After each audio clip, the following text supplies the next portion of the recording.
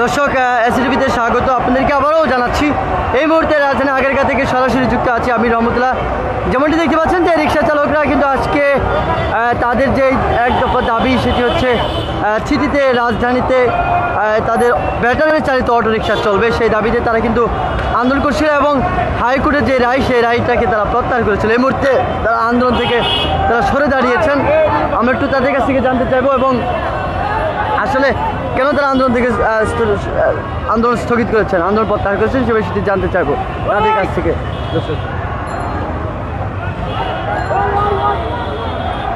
কাকা একটু বলেন আপনাদের আন্দোলনকে আজকে স্থগিত করলেন কেন? ওই যে আমাদের দাবি মাইনে নিচ্ছে ওসি সাহেব এই এলাকা চলতে করছে যাতে মেইন রোডে আমরা না উঠি। হ্যাঁ এই গলিগুলির মধ্যে চালাইতে করছে। চালাতে গেছে নাকি? ঠিক আছে, ধন্যবাদ। দর্শক আমরা কথা বলছিলাম এখানকার যিনি ওসি তিনি জানিয়েছেন যে আসলে যে তোমাদের দাবি দাবা মেনে নিলে তোমরা অলিতে গলিতে গাড়ি চালাবে, কিন্তু যে মহাসড়ক মূল সড়ক সেই মূল সড়কে আসা নিষেধাজ্ঞা দিয়েছেন। সে কারণেই তারা তাদের যেই আন্দোলন সেই আন্দোলন তারা প্রত্যাহার করে তারা নিজ নিজ যে কর্মস্থল আছে সেখানে কিন্তু তারা ফিরে যাচ্ছে এই মুহূর্তে। তবে যান চলাচল কিছুটা স্বাভাবিক হতে শুরু করেছে এবং আইনশৃঙ্খলা পরিস্থিতিও কিছুটা নিয়ন্ত্রণে রয়েছে। তবে এখানে কোনো সংঘর্ষের ঘটনা ঘটেনি, সংঘাত হয়নি। শান্তিপূর্ণভাবে যারা অটোরিকশা চালক রয়েছেন, ব্যাটারি চালিত অটোরিকশা চালক, তারা শান্তিপূর্ণভাবে তারা বিক্ষোভ কর্মসূচি পালন করেছেন। তবে কিছুটা যানজট সৃষ্টি হয়েছিল, বিঘ্ন হয়েছিল যান চলাচল, সেই কারণে কিছুটা যানজট সৃষ্টি হয়েছে। তবে এই মুহূর্তে পরিস্থিতি দেখতে পাচ্ছি যে নিয়ন্ত্রণ রয়েছে এবং যান চলাচলও স্বাভাবিক হতে শুরু করেছে।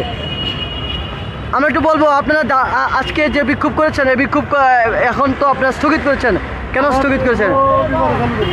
রবিবারে চালু করবো আমরা রবিবার টাইম দিচ্ছে, দুদিন চলবে বলছে, তারপরে শুরু করবো। মানে রবিবার পর্যন্ত আপনাদের অটোরিকশা চলবে, তারপর যদি আবার বন্ধ হয় পরে আবার কর্মসূচি। আপনার বলেন কি সলিউশনটা কেমন হলে সুন্দর হতো যাতে রাষ্ট্রের ক্ষতি?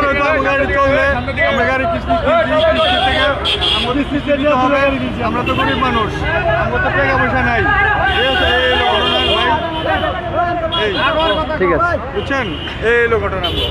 ধন্যবাদ আপনাকে। দর্শক আমরা অটো রিক্সা চালক তারা যেমনটি বলছেন যে আসলে তারা কিস্তিতে তারা অটো কিনেছিল, যে এই কিস্তি পরিশোধ করতে হয়, সে কারণে তাদের অটো চালিয়ে তাদের পেটে ভাতের পাশাপাশি কিস্তি পরিশোধ করতে হয়।